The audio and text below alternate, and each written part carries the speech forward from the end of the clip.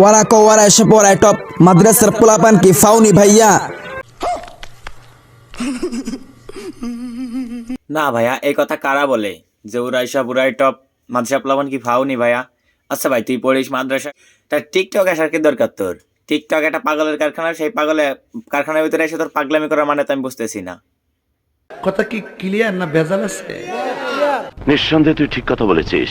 ওরা কো ওরা এসে পড়ায় টপ মাদ্রাসার পোলাপান কি ফাউনি ভাইয়া? এখন থেকে টিকটকের ট্রেন্ডিং কাপাইবো মাদ্রাসার পোলাপান ভাইয়া।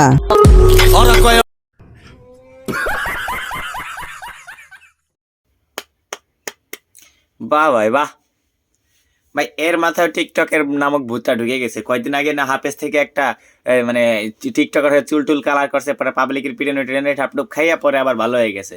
তা এও মানে সেরকম, মানে ওরা একটু ভাইরাল হওয়ার রোগে ধরছে, তো ভাইরাল হওয়ার জন্য এইসব আবলামি করতেছে। মনে হচ্ছে যত যেহেতু আবলামি করতে পারে সাবলামি করতে পারে তত তো ভাইরাল। মানে ভাই, ও কি টিকটক ভিডিও বানায় ভাই এগুলা? मारो मुझे, मारो मुझे, मारो। असंभव बेचोद असंभव।